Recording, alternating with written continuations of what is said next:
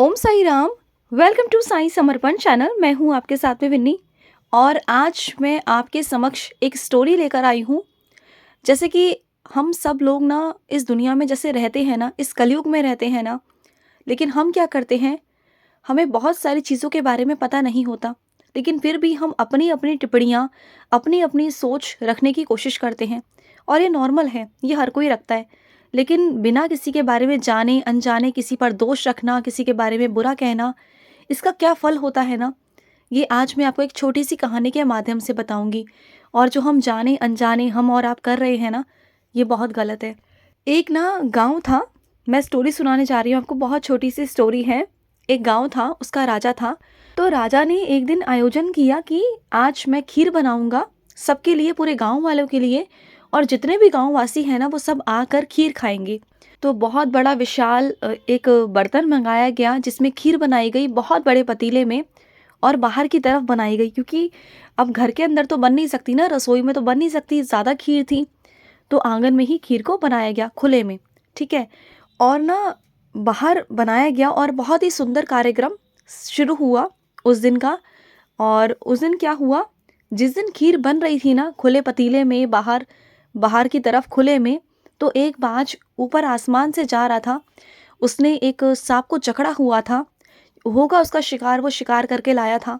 तो उसके हाथ से गलती से वो छूट गया, सांप जो था वो छूट गया और आकर खीर में गिर पड़ा। जो खीर का पतीला था ना उसमें आकर गिर पड़ा। और किसी ने भी सांप को गिरते हुए नहीं देखा, खीर के अंदर गिरते हुए नहीं देखा। और सब ने वो खीर खा ली, जितने भी लोग थे, गांव वाले थे। और जिस जिसने वो खीर खाई, सभी स्वर्गवासी हो गए, यानी कि सबकी मृत्यु हो गई। तो जो मंत्री था वो बहुत आश्चर्यचकित में कि ये क्या हुआ। तो राजा ने कहा मंत्री से कि जाओ पता लगाओ कि क्या हुआ है ये। तो मंत्री गया, तो मंत्री ने थोड़ी सी खीर खाकर चेक करी कि क्या है इसमें और क्यों ऐसा हुआ है। तो जैसे ही मंत्री ने भी खीर खाई तो मंत्री की भी मृत्यु हो गई। अब समझना है कि ये क्या। और सब लोग चले गए ऊपर।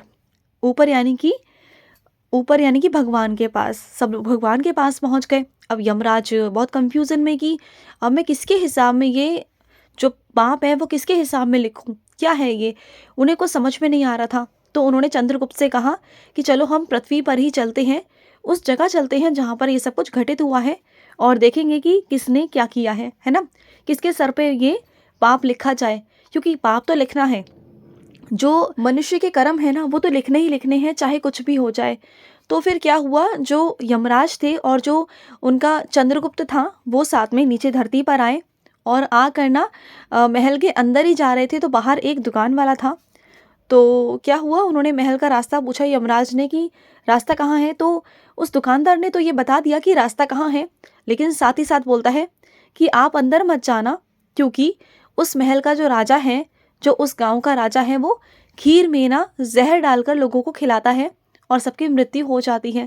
क्योंकि यमराज जो थे वो इंसानी रूप में गए थे। ठीक है, वो कोई यमराज के रूप में नहीं गए थे, वो एक इंसानी रूप में गए थे, जिससे कि दुकानदार उन्हें पहचान नहीं पाया। तो जैसे ही ना उस दुकानदार ने ये कहा ना कि आप अंदर मत जाना, उस गांव का जो राजा है वो खीर में जहर डाल कर खिलाता है सबको और सबकी मृत्यु हो जाती है, तो आप मत जाना वहाँ पर। तो उसी वक्त यमराज ने कहा कि हो गया हिसाब कि किसके कर्मों में दुख जाना है, किसके कर्मों में दोष जाना है। तो चंद्रगुप्त ने कहा किसके। तो यमराज जी ने कहा कि इस दुकानदार की। तो चंद्रगुप्त ने कहा ऐसा क्यों।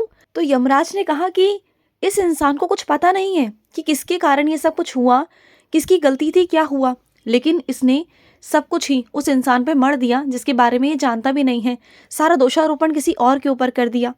तो सब कुछ इसके कर्मों में जाना चाहिए ना, जब इसने बिना कुछ देखे समझे किसी को भी दोष दे दिया, किसी पर गलत इल्ज़ाम लगा दिया, तो सब कुछ इसी के ऊपर जाना चाहिए। लिख दो इसके कर्मों में सब कुछ, सारा सब कुछ दोष इसके कर्मों में लिख दो, क्योंकि ये बिना जाने अनजाने कुछ भी किए बिना दूसरे पर इल्ज़ाम लगा रहा है।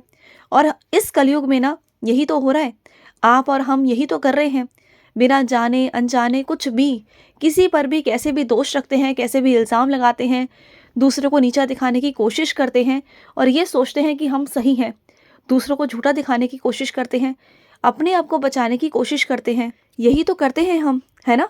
अगर हमारी गलती है और हम उस गलती को मान लें, उसका भुगतान कर दें, पछतावा कर लें, ईश्वर से माफ़ी मांग लें, तो शायद हमारे कर्म कट जाएं, शायद हमारे कर्म कम हो जाएं। लेकिन हम क्या करते हैं, हमें ये लगता है कि इस दुनिया में ना बस हमारा नाम किसी के सामने ना आए, हमारी बदनामी ना हो जाए, हमारी इज्जत ना घट जाए। लेकिन हमें ये समझ नहीं आता, जो वो ऊपर बैठा है ना सीसीटीवी कैमरा लेके, जो हिसाब किताब नोटिस कर रहा है सब कुछ ना, उसके जो हिसाब किताब की जो रजिस्टर है ना, उसमें आपके कर्म लिखे जा चुके हैं। वो लिख रहा है, वो सब लिख रहा है, एक एक चीज़ों को लिख रहा है। और दूसरा दोष हम कब करते हैं, पहला दोष कि हमने गलती की, ठीक है। दूसरा कि हमने अपनी गलतियों को दूसरों पर मढ़ दिया। जो इंसान बिल्कुल निर्दोष है ना, हम उस पर सारा इल्ज़ाम रख देते हैं, तो उसके दुख भी, उसका दर्द भी हम पर आया ना। उसकी अगर आंसू एक एक गिरेगा ना, तो वो हमारे हिस्से आया ना, उसके कर्म भी हमारे हिस्से आए ना। तो फिर पाप तो हम कमा रहे हैं, लेकिन दुगना तिगना वाला पाप, तो ये तो गलत है ना। तो हमें सोचना चाहिए कि हम जो ये सब कर रहे हैं वो क्यों कर रहे हैं, किसके लिए कर रहे हैं, किसको दिखाना है हमें। जो इंसान है ना, जिसे हम दिखाने की कोशिश करते हैं, जिनके आगे हम बेहतरीन बनने की कोशिश करते हैं ना, इन इंसानों का कुछ नहीं हो सकता। क्योंकि इंसान तो इंसान ही है ना। इंसान आपको कुछ देंगे नहीं, ना ही आपसे लेंगे। वो जो ईश्वर है ना, उसके आगे आप अच्छा बनो, उसके अच्छे कर्म करो, उसके लिए अच्छे कर्म करो। दुनिया को खुश करने के लिए मत बनो, ईश्वर को खुश करने के लिए बनो। जिस दिन आपने ईश्वर को खुश करने के लिए काम करने शुरू कर दिए ना, अपने अच्छे कर्म कर लिए ना, तो उनकी इतनी असीम कृपा हो जाएगी ना आपके ऊपर, इतनी बरकत हो जाएगी ना, कि दुनिया ना आपको सलाम करेगी, आपको कभी कुछ कहेगी नहीं, आप पर गलत इल्ज़ाम नहीं लगा सकती। क्योंकि जिसके ऊपर वो हाथ होता है ना, ऊपर वाले का हाथ, उसकी नज़र होती है ना, रहम नज़र, फिर उस पर किसी और की नज़र नहीं हो सकती, उस पर किसी और का हाथ नहीं हो सकता। उस पर अगर ईश्वर का हाथ है ना, तो उस पर कोई उँगली नहीं उठा सकता। ये चीज़ें हैं। और हम क्या करते हैं ना, इस कलयुग में ना, इसकी उसकी इधर उधर की बातें करते हैं, फालतू बातें। और अक्सर क्या होता है ना, जब भी कहीं कोई वाद विवाद होगा या घर में कोई लड़ाई झगड़ा होगा, अक्सर आप देखना कि कई लोग ऐसे होंगे जो दूसरे को दबाने की कोशिश करेंगे। जो कमज़ोर व्यक्ति होगा ना, उसे दबाने की कोशिश की जाती है, पर वो सामने वाले को समझ नहीं आ रहा होता कि सामने वाला तो गलत कर ही रहा है, और हम उसमें योगदान देकर उसका और गलत कर रहे हैं। अपने कर्मों में सारा हिसाब खुद लिख रहे हैं, क्योंकि हम योगदान दे रहे हैं, उसका साथ दे रहे हैं। और तीसरा, उस सामने वाले की आंखों में आंसू भी आ रहे हैं, उसका दर्द भी, उसका कमज़ोरी, उसका जो आंसू है ना, वो एक एक मेरे हिसाब में लिखा जा रहा है। उसे समझ में नहीं आता, उसे उस वक्त ना मज़ा आ रहा होता है कि अरे इसकी तो डांट पड़ रही है, इसको तो बुरा भला कहा जा रहा है, इसको तो नीचा दिखाया जा रहा है। और बहुत खुश होते हैं ना हम उस वक्त में, बहुत अच्छा महसूस होता है ना। सॉरी, पर्टिकुलर मैं एक इंसान से नहीं कह रही, मैं सबके बारे में बात कर रही हूँ। इनफैक्ट मैं अपने बारे में भी बात कर रही हूँ कि हम कलयुग में हैं, और कलयुग में अक्सर हमारे साथ ऐसा होता है। तो अगर हम अपनी गलतियों को मानना शुरू कर दें, दूसरों पर दोषारोपण करना बंद कर देना, तो शायद हमारे कुछ कर्म अच्छे भी हो जाए। हम कहते हैं ना कभी कभी कि हमने तो कुछ पाप नहीं किया, फिर भी हमारे सर पर इतना क्यों, इतनी परीक्षाएं क्यों, इतनी चीज़ें क्यों। क्योंकि हमारे जो पिछले जन्म के पाप हैं वो तो है ही है, लेकिन इस जन्म में जो हम पाप कमा रहे हैं ना, खुद के तो कमा रहे हैं, दूसरों को भी साथ साथ कमा देते हैं, योगदान देकर दूसरों में, दोस्ती यारी में, या कहीं भी रिश्तेदारी में, सगे संबंधियों में, बस अच्छा दिखने के लिए उनके सामने कि अरे चलो दोस्त है तो चलो दोस्त का साथ दे दो, ये मेरे रिश्तेदार है तो इनका साथ दे दो। चाहे गलत का साथ दे रहे हैं, लेकिन बस अपना खून अपना, बस ये दिखाई देता है आपको।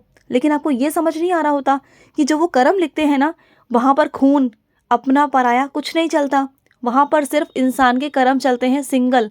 आपके कर्मों को कोई नहीं भोगेगा, ना ही आपके बच्चे, ना ही आपकी वाइफ, ना ही आपके माता पिता, ना ही आपका हस्बैंड, ना भाई, ना बहन, ना मामा, ना चाचा, ना चाची, कोई नहीं। आपका कोई भी कर्म नहीं भोग सकता, आपको खुद के अपने कर्म भोगने होंगे। तो अपने आप के लिए कर्म बनाओ, अच्छे कर्म बनाओ, अच्छा करो, अच्छा होगा। और तभी आप इन सब चीज़ों से बाहर निकल पाओगे। और जब आप इन सब चीज़ों से बाहर निकलोगे ना, तो आपको खुद को हल्का महसूस होगा, अंदर से बहुत हल्का महसूस होगा कि कितना बोझ मुझे किसी का लेना नहीं है। सब अपने अपने कर्म कर रहे हैं, अपने अपना देखेंगे, और मुझे अपना देखना है, मुझे अपने कर्म करने हैं ना। उस दिन आप बहुत हल्का महसूस करोगे। जो बोझ लेकर चलते हो ना कंधों पर, रिश्तेदारियों का, अपनेपन का, प्यार का, इसका उसका, दोस्ती का, तो ये सब लेना बंद कर दो। आप हल्के हो जाओ, सबको अपने अपने कर्म करने दो, सबको समझाओ। अगर कोई एक बार में, दो बार में समझे तो ठीक है, नहीं समझे तो पीछे हट जाओ और अपने कर्म करो, ठीक है?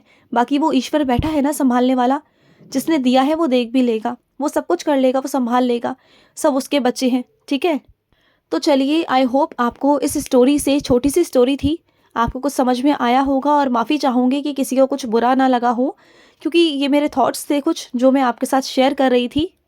लेकिन बस मेरी यही रिक्वेस्ट है कि हम ज़्यादा तो नहीं, लेकिन थोड़ा बहुत भी अगर हम थोड़ा कर सके, अपने आप में चेंजेस कर सके, बदलाव कर सके, तो ज़रूर करिए। और अगर आपके भी कोई अनुभव हो तो हमारे साथ शेयर ज़रूर करें। तो चलिए, मैं लूँगी समाप्ति, तब तक के लिए ओम साई राम, जय साई राम।